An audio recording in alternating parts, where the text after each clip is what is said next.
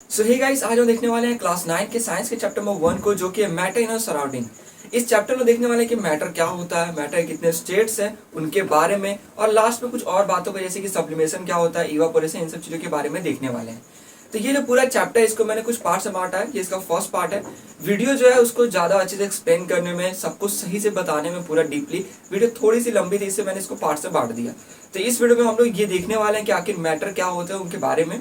तो चलिए अब वीडियो को शुरू करते हैं। देखिए, हमारा जो यूनिवर्स है ये दो चीज़ों से बना है। पहला है मैटर और दूसरा है एनर्जी। इस पूरे चैप्टर में जो है हम लोग मैटर की बात करने वाले हैं, उसमें भी जो बेसिक्स होते हैं वो इसमें बताए गए हैं। जैसे कि हमारे आसपास में बहुत सारी चीज़ें हमें दिखती हैं जिनके अलग अलग शेप्स होते हैं, साइज़ होते हैं और टेक्सचर। टेक्सचर मतलब कि उसकी बनावट कैसी है। जैसे कि कुछ चीज़ों को जो है हम लोग देख करके पता लगाते हैं कि वो जो है बहुत शाइनी है, या फिर किसी चीज़ को जो हम लोग छू करके महसूस करते हैं कि वो बहुत रफ़ है या फिर सॉफ्ट है। तो यही होता है टेक्सचर। अब यहाँ बताया गया है कि देखिए, यूनिवर्स में जितनी भी चीज़ें हैं ये सब जो है मटेरियल से मिलकर बनी हैं, जिसको साइंटिस्ट ने नाम दिया है मैटर। अब यहाँ पर एक क्वेश्चन आता है कि आखिर ये मटेरियल क्या होता है। तो देखिए, कुछ चीज़ें ऐसी होती हैं जो कि एक तरह की चीज़ों से जो है बन जाती है। कुछ चीज़ें ऐसी होती हैं जो कि अलग अलग चीज़ों से जो है मिल करके बनती है। तो कोई भी चीज़, चाहे वो एक जैसी चीज़ों से मिलकर बनी हो, चाहे वो अलग अलग चीज़ों से मिलकर बनी हो, इनको जो है सिंपली हम लोग मटेरियल कह देते हैं।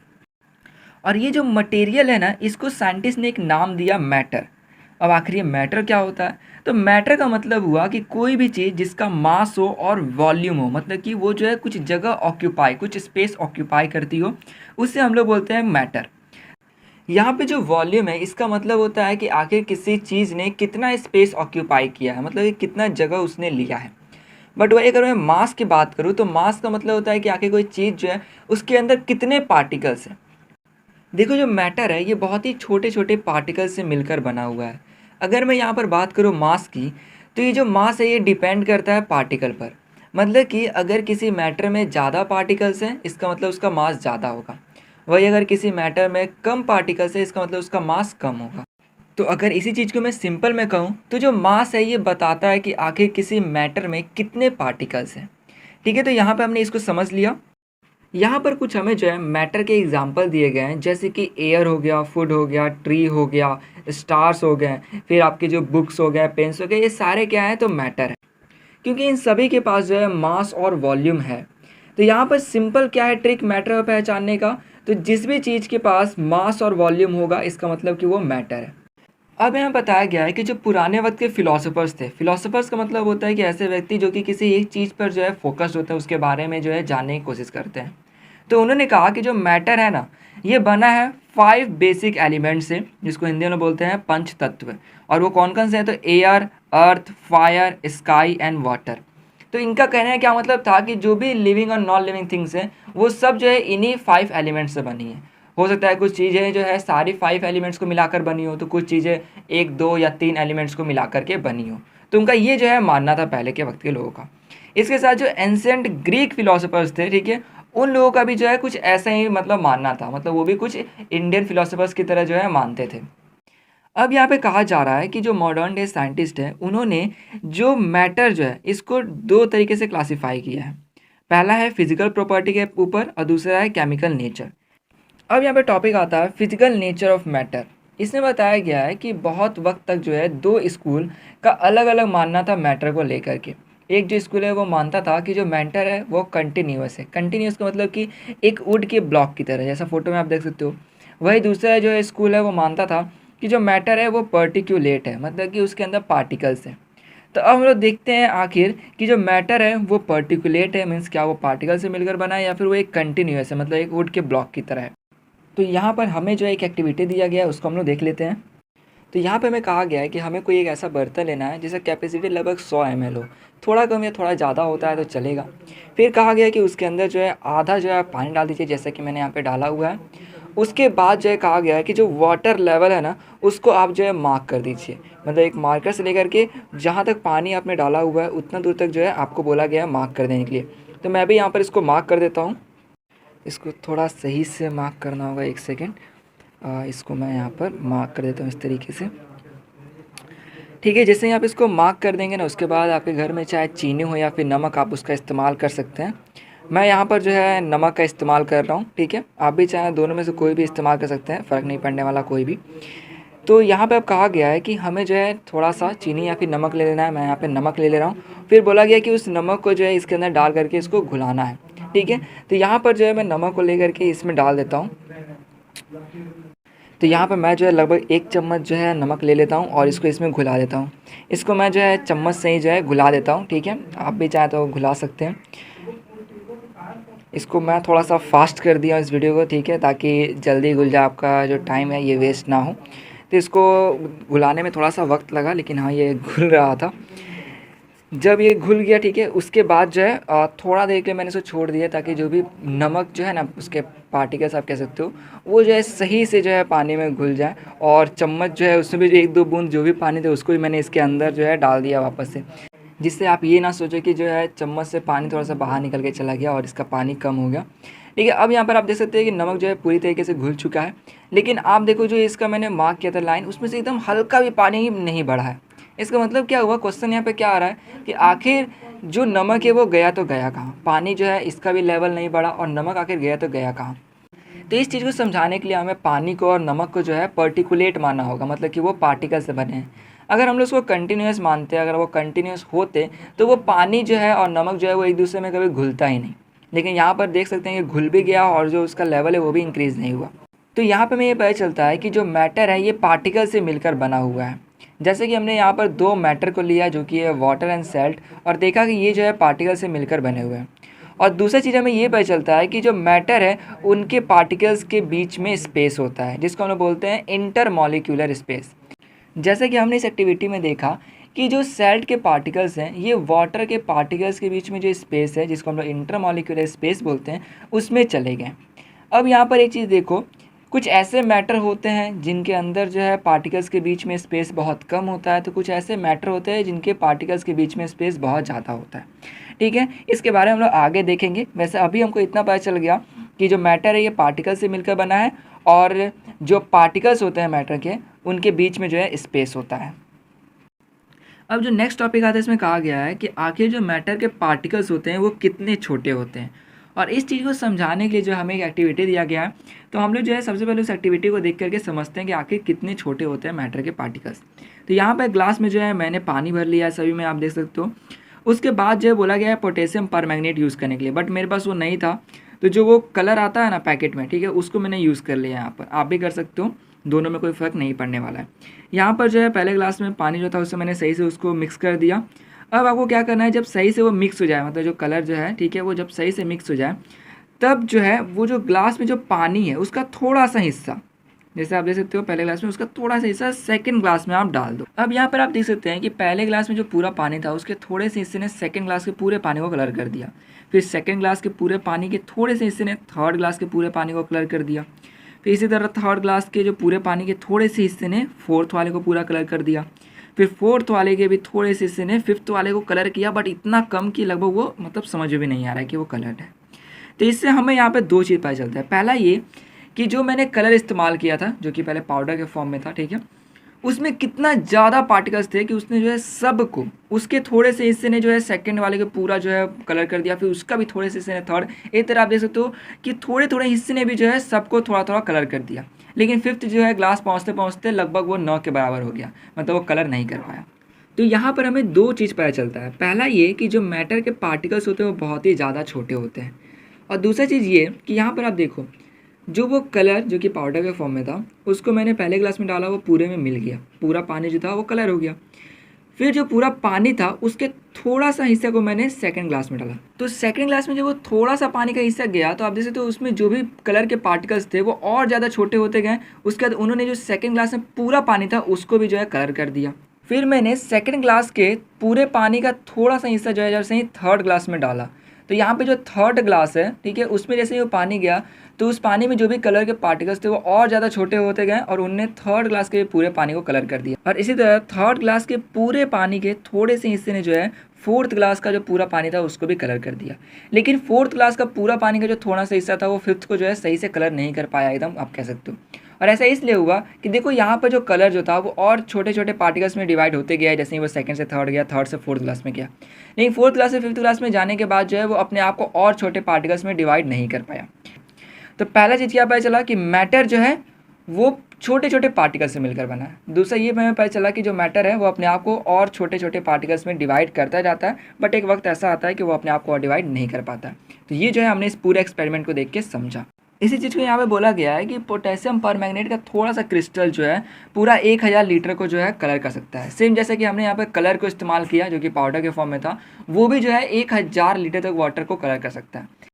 तो यहाँ पे हमने इस पूरे पॉइंट को समझ लिया। जो भी मैंने बताया उसी चीज़ को जो है यहाँ पर लिखा गया है, मैंने कुछ चीज़ों को अंडरलाइन भी कर दिया है। तो यहाँ पर ये जो टॉपिक है ये होता है ख़त्म। अब यहाँ पे टॉपिक आता है characteristics of particles of matter. तो जो मैटर के पार्टिकल्स होते हैं उनके बारे में हम लोग और जानने वाले हैं, जिसमें सबसे पहले नंबर पर बताया गया है कि जो मैटर के पार्टिकल्स होते हैं उनके बीच में जो है स्पेस होता है। जैसा कि अभी हमने कुछ एक्टिविटीज़ में भी देखा कि जब हमने नमक को पानी में घुलाया तो जो पानी के पार्टिकल्स के बीच में जो स्पेस है ना, उसके अंदर जो नमक के पार्टिकल्स है वो चले जाते हैं। इस तरह हमने देखा कि जो कलर जो है जब हमने पानी में डाला तो जो कलर के पार्टिकल्स हैं वो पानी के पार्टिकल्स के बीच में जो स्पेस है वहाँ पर चले जाते हैं। इसके अलावा जब हम लोग चाय या कॉफ़ी बनाते हैं तो जो दूध रहता है, ठीक है, उसमें जब हम लोग चीनी डालते हैं तो जो चीनी का पार्टिकल होता है वो दूध के पार्टिकल्स के बीच में जो स्पेस होता है वहाँ चला जाता है। अब इसके बाद सेकंड में बताया गया है कि जो मैटर के पार्टिकल्स होते हैं वो कंटिन्यूसली मूव करते रहते हैं, मतलब कि लगातार जो है वो मूव करते रहते हैं। इसके लिए हमें जो है कुछ एक्टिविटी बताए गए हैं, उसको हम लोग पहले देख लेते हैं। तो यहाँ पर एक्टिविटी में बताया गया है कि हमें एक अगरबत्ती लेना है और क्लास के कॉर्नर पे चले जाना है। क्लास तो अभी होगी नहीं, तो आप जो है अपने रूम के ही जो है कॉर्नर पे चले जाइएगा। उसके बाद वहाँ पर जो है अगरबत्ती को जलाइएगा। जलने के बाद जो है आप उसे थोड़ी दूरी पे जाके खड़े हो जाइएगा, कुछ देर इंतजार कीजिएगा, आपको जो है उसकी स्मेल जो है आने लग जाएगी, मतलब थोड़ी ही सेकंड्स बाद जो आपको उसकी स्मेल आने लग जाएगी। तो आखिर ये क्यों हो रहा है? तो यहाँ पर आप देखो जो अगरबत्ती के जो गैस पार्टिकल्स निकल रहे हैं, उसको जलाने के बाद जो गैस पार्टिकल्स निकल रहे हैं, देखो ये मूव करते रह रहा है, लगातार जो है मूव कर रहा है, यहाँ से वहाँ जो है मूव करते रह रहा है ये। तो इससे क्या पता चल रहा है हमें कि जो ये पार्टिकल्स हैं, गैस पार्टिकल्स जो हैं जो कि अगरबत्ती में से निकल रहे हैं, ये वहाँ यहाँ वहाँ जो है मूव कर रहे हैं। तो इससे ये प्रूफ होता है कि जो मैटर के पार्टिकल्स होते हैं वो कंटिन्यूसली जो है मूव करते रहते हैं। अब अगर मैटर के हम लोग दो अदर जो स्टेट्स हैं जो कि है सॉलिड और लिक्विड, अगर उनकी भी बात करें तो जो लिक्विड के पार्टिकल्स होते हैं वो गैस के पार्टिकल्स से थोड़ा धीरे मूव करते हैं। वही जो सॉलिड के पार्टिकल्स होते हैं वो गैस के पार्टिकल्स और लिक्विड के पार्टिकल्स से भी धीरे, मतलब सबसे स्लो जो है वो मूव करते हैं। बट इतना ध्यान रखना है, मूव सब करते हैं, बस अंतर ये रहता है कि गैसेस के पार्टिकल्स बहुत फास्ट मूव करते हैं, लिक्विड के थोड़े से स्लो और सॉलिड के सबसे स्लो मूव करते हैं। तो इसको हमने समझ लिया। अब हम लोग देखते हैं सेकेंड एक्टिविटी को। तो यहाँ पे हम लोग जो है 2 ग्लास पानी लेने वाले हैं। पहले ग्लास में हम लोग डालने वाले हैं इंक और दूसरे ग्लास में हम लोग डालने वाले हैं हनी। यहाँ पर आपको चाहे रेड हो या फिर ब्लू इंक हो चलेगा, मेरे पास ब्लू इंक था तो मैंने यहाँ पे ब्लू इंक डाल दिया। यहाँ पे आप देख सकते हो जैसे ही मैंने इंक डाला तो इंक के जो पार्टिकल्स हैं ये आपको मूव करते हुए दिख सकते हैं। अब मैं यहाँ पर जो सेकंड ग्लास है उसके अंदर हनी डाल देता हूँ। तो देखो यहाँ पे जैसे ही मैंने हनी डाला, जो हनी के पार्टिकल्स हैं वो जा करके नीचे सेटल डाउन हो गए। तो यहाँ पे अब आप ये कहोगे कि जस्ट हमने कुछ देर पहले देखा कि जो पार्टिकल्स होते हैं मैटर के वो मूव करते रहते हैं। तो जो इंक को अगर मैं देखता हूँ तो इंक के जो पार्टिकल्स है ये मूव करते हुए मुझे दिख रहे हैं, बट जो हनी के पार्टिकल्स है वो तो सेटल डाउन हो गए। तो देखो यहाँ पर बस अंतर इतना है कि इंक के पार्टिकल्स जो है वो हमें मूव करते हुए दिख जा रहे हैं, हम लोग उसको नोटिस कर पा रहे हैं। हनी के जो पार्टिकल्स हैं वो जाके सेटल डाउन तो हो गए, बट वो जो है धीरे धीरे मूव कर रहे हैं। बट अंतर इतना है कि जो हनी के पार्टिकल्स है वो थोड़ा स्लो मूव कर रहे हैं, इसलिए जो हम लोग नोटिस नहीं कर पा रहे हैं। वही जो इंक के पार्टिकल्स है उनके मूवमेंट को जो हम लोग नोटिस कर पा रहे हैं। ठीक है, तो आपने इसको देख के समझ लिया। यहाँ पर एक क्वेश्चन पूछा गया कि आखिर कितने घंटे या कितने दिन लगे इंक को जो है पूरा वाटर में फैलने पे। तो मैंने जो है इसको इसी तरह छोड़ दिया था, ठीक है ना। तो मुझे जो है लगभग 30 से 35 मिनट के बाद जब मैंने देखा तो जो इंक है वो पूरा फैल गया था। यहाँ पर आप फोटो देख सकते हैं। अब यहाँ पर बच्चों के दिमाग में एक क्वेश्चन आ जाता है कि आखिर हनी के बारे में क्यों नहीं पूछा गया है कि हनी जो है कब तक पूरी तरीके से फैला, या फिर ये क्यों नहीं बताया गया है कि जब भी हम लोग हनी को डालते हैं तो वो डायरेक्टली पानी में एकदम नीचे जाकर क्यों बैठ जाता है। तो देखो यहाँ पर इस क्वेश्चन को इसलिए नहीं किया गया है क्योंकि ये जो है आपको आगे पढ़ना है, यहाँ पर आपको नहीं पढ़ना है और ये थोड़ा कॉम्प्लेक्स होता है। तो देखो मैं थोड़ा सा इसके बारे में बता सकता हूँ क्योंकि ये जो जानना है ना ये थोड़ा आपको 9th में ही जानना है इसके बारे में थोड़ा बहुत, लेकिन आगे के चैप्टर्स में जानना है और कुछ आगे के क्लासेस में भी जानना है। ठीक है, यहाँ पे जो क्वेश्चन है कि जो हनी है वो वाटर में सेटल डाउन क्यों हो जाता है, तो इसका आंसर ये है कि ये जो होता है ये डेंसिटी की वजह से होता है। देखो यहाँ पर जो हनी है उसका डेंसिटी वाटर से ज़्यादा है। इसको मैं एग्जांपल समझाता हूँ। जैसे मान लेते हैं 2 रूम है जिनका शेप पूरा सेम है, उनका एरिया सब सेम है, ठीक है, दोनों मान लो एकदम सेम टू सेम रूम है। अब एक रूम में 4 आदमी, एक रूम में 5 आदमी है, तो यहाँ पर किसका डेंसिटी ज़्यादा है? तो देखो एक में 4 एक में 5 है, तो जिसमें 5 है उसका डेंसिटी ज़्यादा है। इसी तरह आप समझ लो कि जो वाटर है और जो हनी है, तो हनी का डेंसिटी वाटर से ज़्यादा है, और इसी वजह से जैसे ही हम लोग हनी को वाटर में डालते हैं तो वो नीचे जाके सेटल डाउन हो जाता है। तो ये तो हो गया आपका पहला क्वेश्चन का आंसर। अब दूसरा क्वेश्चन ये आता है कि अगर हनी जो है वो पूरा स्प्रेड होता है वाटर में तो कितना वक्त लगता है? तो देखो यहाँ पर जो हनी है ना, ये स्प्रेड जो है मतलब वाटर में सही से नहीं हो पाता है, और या फिर मैं कहूँ कि अगर आप इसको घुलाओगे नहीं ना जब तक, तब तक वो सही से स्प्रेड नहीं हो पाता है, और बहुत ज़्यादा वक्त भी लग जाता है, मतलब थोड़ा बहुत ही स्प्रेड होगा। ठीक है, तो आप इसको इतना समझ लो कि वो सही से स्प्रेड नहीं हो जाता है अगर उसको आप ना घुलाओ तो ये तो हो गया आपका इन दोनों के बारे में। तो मैं आशा करूँगा कि आपका जो भी कन्फ्यूज़न होगा वो भी क्लियर हो गया होगा। तो इस एक्टिविटी से भी हमने ये देख लिया कि जो मैटर के पार्टिकल्स होते हैं वो कंटिन्यूअसली मूव करते रहते हैं। इस एक्टिविटी में कहा गया है कि हमें जो है 2 ग्लास लेना है, एक में गर्म पानी रखना है, एक में ठंडा। गर्म को मैंने हॉट से मार्क कर दिया और ठंडे को कोल्ड से। अब जो है आपको पोटेशियम परमैंगनेट या फिर कॉपर सल्फेट लेना है। अगर दोनों ही नहीं है तो आप कलर ले सकते हैं। मैंने जो है यहाँ पर कलर को लिया है और दोनों को एक साथ डाल दिया, और आप देख सकते हो कि जो हॉट वाटर है मीन्स गर्म पानी जो है उसके अंदर कितना तेज़ी में जो है ये कलर जो है पूरा स्प्रेड होने लग गया। भैया वही कोल्ड वाटर में आप देखो कितना स्लोली ये जो है स्प्रेड हो रहा है। मैं वीडियो को थोड़ा फास्ट कर देता हूँ जिससे कि आप जो है ये देख पाएँ कि आखिर कुछ वक्त बाद क्या होता है। तो यहाँ पे आप देख सकते हो कि जो हॉट वाटर है इसके अंदर जो कलर के पार्टिकल्स है वो पूरा स्प्रेड हो चुके हैं, या फिर आप कहो कि मिक्स हो चुके हैं। वही जो कोल्ड वाटर इसमें देखो ये अब भी जो है धीरे धीरे जो है मतलब मिक्स हो ही रहा है। तो यहाँ पर मैं इसको थोड़ा पास से दिखा देता हूँ। देखिए हॉट वाटर में कलर के पार्टिकल मिक्स हो चुके हैं, बट कोल्ड वाटर को आप देख सकते हैं इसमें अभी ठीक से नहीं हुए हैं। हॉट वाटर देखिए और ये देखिए कोल्ड वाटर। तो यहाँ पर ऐसा क्यों होता है? क्यों हॉट वाटर में जो पार्टिकल्स है वो बहुत तेज़ी में मिक्स कर गए, बट कोल्ड वाटर जो है इसके अंदर आप देख सकते हो अब भी जो है सही से मिक्स नहीं किया है। तो इसके पीछे का रीज़न क्या है? तो आइए इसको देखते हैं। तो सबसे पहले हम लोग देखते हैं कि हमें जो है इन तीनों एक्टिविटीज़ से क्या बताया गया। तो हमें यहाँ पर बताया गया कि जो मैटर के पार्टिकल्स होते हैं वो कंटिन्यूसली मूव करते रहते हैं, और इसको हम लोग बोलते हैं काइनेटिक एनर्जी।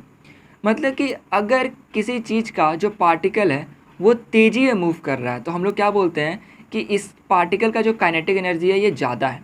वही अगर किसी चीज़ का पार्टिकल जो है जो कि स्लो मूव कर रहा है तो हम लोग बोलते हैं कि इस पार्टिकल का जो काइनेटिक एनर्जी है ये कम है। वही नीचे बताया गया है कि जब हम लोग टेम्परेचर किसी चीज़ का बढ़ाते हैं तो उसके जो पार्टिकल्स हैं वो तेज़ी में मूव करने लग जाते हैं। जैसे कि मैंने पानी को गर्म करना शुरू किया तो पानी के पार्टिकल्स जो हैं वो तेज़ी में मूव करना शुरू कर देते हैं। तो यहाँ पे हम कह सकते हैं कि जैसे ही टेम्परेचर बढ़ता है तो जो काइनेटिक एनर्जी होता है पार्टिकल्स का वो भी बढ़ जाता है। काइनेटिक एनर्जी पार्टिकल्स का बढ़ने का मतलब क्या हुआ कि पार्टिकल्स तेज़ी में मूव कर रहे हैं। एक चीज़ ध्यान देना आप, जो काइनेटिक एनर्जी के बारे में जितना मैंने बताया इसको एकदम अच्छे से याद ही कर लेना, क्योंकि ये सिर्फ इस चैप्टर में काम नहीं आने वाला बल्कि आगे भी कुछ ऐसे चैप्टर हैं जिसके अंदर जो ये काम आने वाला है। सो हाँ, याद ज़रूर कर लेना। अब आगे इसमें बताया गया है कि हमने जो भी 3 एक्टिविटीज़ देखी, ठीक है, उसके अंदर हमें पता चला कि जो पार्टिकल्स हैं ये इंटरमिक्स कर जा रहे हैं एक दूसरे में। जैसा कि हमने देखा कि जो अगरबत्ती का धुआं था वो एयर में जो है इंटरमिक्स कर गया। वही हमने देखा कि इंक जो है वो वाटर में जो है इंटरमिक्स कर गया। इसके साथ और भी कुछ एग्जांपल्स देखें। तो अगर मैं सिंपली कहूँ तो जब किसी एक मैटर के जो पार्टिकल्स होते हैं वो दूसरे मैटर के पार्टिकल्स के बीच में जो स्पेस होता है वहाँ पर चले जाते हैं, उसको हम बोलते हैं इंटरमिक्सिंग। जैसे देखो इंक के जो पार्टिकल्स थे वो वाटर के पार्टिकल्स के बीच में जो स्पेस था वहाँ पर वो चले गए, तो इसे हमने क्या कहा? इंटरमिक्सिंग। इस तरह और एक बहुत सारे जो इसके एग्जाम्पल्स होते हैं। अब यहाँ पे बहुत ही एक इंपॉर्टेंट टॉपिक आता है जो कि है डिफ्यूज़न। इसमें कहा गया है कि जब 2 अलग अलग टाइप्स ऑफ मैटर मीन्स अलग अलग तरह के मैटर्स के जो पार्टिकल्स होते हैं जो अपने आप ही एक दूसरे से इंटरमिक्स कर जाते हैं उसे हम डिफ्यूज़न कहते हैं। यहाँ पर ध्यान दीजिए, यहाँ पर बात की जा रही है टाइप्स ऑफ मैटर की, न कि स्टेट्स ऑफ मैटर। देखो स्टेट्स ऑफ मैटर में हो जाता है सॉलिड, लिक्विड और गैस, लेकिन टाइप्स ऑफ मैटर इससे थोड़ा अलग है। जैसे देखिए अगर एक जगह दूध और एक जगह पानी है तो दोनों का स्टेट क्या है? दोनों ही लिक्विड है, बट इनका टाइप अलग अलग है। एक दूध है तो एक पानी है, दोनों ही एक दूसरे से अलग है। तो ये आपको क्लियर हो गया होगा। वापस से मैं डिफ्यूज़न के बारे में बता देता हूँ। जब 2 अलग अलग टाइप्स ऑफ मैटर के जो पार्टिकल्स होते हैं वो खुद ब खुद जो है इंटरमिक्स कर जाते हैं तब हम उसे क्या कहते हैं? डिफ्यूज़न। जैसे पानी में इंक डालना, ठीक है, या फिर एयर में जो है परफ्यूम छिड़कना, तो ये सब क्या है? तो ये सब डिफ्यूज़न है। अब मैं ऐसे एग्जांपल देता हूँ जहाँ पर डिफ्यूज़न नहीं होते हैं। जैसे मैं आपको बोलता हूँ कि एक पेन है और एक बुक है। मैंने पेन और बुक को जो है एक साथ रख दिया, तो क्या उन दोनों के पार्टिकल्स एक दूसरे में इंटरमिक्स होंगे? तो नहीं होंगे। जैसा हम देखते हैं इंटरमिक्स नहीं होते हैं, तो ये डिफ्यूज़न नहीं हुआ। तो यहाँ तक जो है मैंने डिफ्यूज़न के बारे में आपको पूरा डिटेल में बता दिया है और इस तरीके से आपका डिफ्यूज़न के बारे में जो है पूरा कॉन्सेप्ट क्लियर हो गया होगा। अब यहाँ पे कहा जा रहा है कि जब किसी चीज़ को गर्म किया जाता है तो जो डिफ्यूज़न होता है ना वो और ज़्यादा तेज़ हो जाता है। जैसा कि हमने जस्ट एक्टिविटी में देखा था और यहाँ पर आप देख सकते हैं कि ये जो गर्म पानी है, मतलब जिस पानी को गर्म किया गया है, ठीक है, उसमें देखिए डिफ्यूज़न कितना तेज़ी में हो रहा है। वही ठंडे पानी में डिफ्यूज़न जो है उतना तेज़ी में नहीं हो पा रहा है। तो यही चीज़ है कि यहाँ बताया गया है कि जब किसी चीज़ को गर्म किया जाता है तो डिफ्यूज़न जो है एकदम तेज़ी में होने लग जाता है। अब यहाँ पे क्वेश्चन आता है कि आखिर किसी चीज़ को गर्म करने पे उसका डिफ्यूज़न कैसे बढ़ जाता है। तो देखिए अभी हमने जस्ट देखा था कि अगर किसी चीज़ का टेम्परेचर हम बढ़ाते हैं, जैसे कि पानी का टेम्परेचर हमने बढ़ाया, मतलब कि उसको हमने गर्म किया, तो जो उसके पार्टिकल्स होते हैं वो तेज़ी में मूव करने लग जाते हैं, जिसको हम लोग ये भी कहते हैं कि जो काइनेटिक एनर्जी है पार्टिकल्स का वो इंक्रीज़ हो गया है। सिंपली कहो तो पार्टिकल्स जो है वो तेज़ी में मूव कर रहे हैं। तो जब हम लोग पानी को गर्म करते हैं तो उसके पार्टिकल्स जो है वो और तेज़ी में मूव करने लग जाते हैं। जैसे कि मान लो कि जो मेरे पास पानी है मैंने उसको गर्म किया, तो जैसे ही मैंने उसको गर्म किया तो जो पानी के पार्टिकल्स हैं वो पहले से तेज़ी में मूव करने लग गए, क्योंकि टेम्परेचर बढ़ गया और टेम्परेचर बढ़ने पे क्या होता है तो पार्टिकल्स और तेज़ी में मूव करने लग जाते हैं। तो यहाँ पे जो पार्टिकल्स तेज़ी में मूव करने लग गए, अब इसके अंदर अगर मैं इंक डालता हूँ या फिर कोई ऐसी चीज़ डालता हूँ जो उसके अंदर डिफ्यूज़ हो जाए, ठीक है, तो होगा इससे ये कि मान लो मैं इंक को डालता हूँ वाटर में, तो देखो वाटर के पार्टिकल्स जो है वो पहले से बहुत तेज़ हैं। तो इससे होगा यहाँ पर कि जैसे ही मैं इंक को डालूंगा तो इंक के जो पार्टिकल्स हैं वो बहुत तेज़ी में जो है, मतलब जो वाटर के पार्टिकल्स के बीच में जो स्पेस है वहाँ पर जाने लग जाएंगे, मतलब तेज़ी में मिक्स होने लग जाएंगे। और मिक्स क्यों हो रहे हैं तेज़ी में, क्योंकि वाटर के पार्टिकल्स जो है वो बहुत तेज़ी में मूव कर रहे हैं। इस वजह से जो इंक के पार्टिकल्स है और वाटर के पार्टिकल्स है वो एक दूसरे में तेज़ी में जो है मिक्स हो पा रहे हैं, इसलिए यहाँ पर जो डिफ्यूज़न है वो इतना तेज़ी में हो पा रहा है। तो मैं आशा करूँगा आपको ये भी पता चल गया कि आखिर किसी चीज़ को गर्म करने पे डिफ्यूज़न क्यों तेज़ हो जाता है। इस वीडियो में सिर्फ इतना ही। आशा करूँ आपको वीडियो अच्छी लगी हो। वीडियो अच्छी लगी तो प्लीज़ लाइक कर दे, दोस्तों को शेयर कर दे और चैनल को सब्सक्राइब करना बिल्कुल भी ना भूलें। तो मिलते हैं इसके अब सेकंड पार्ट में।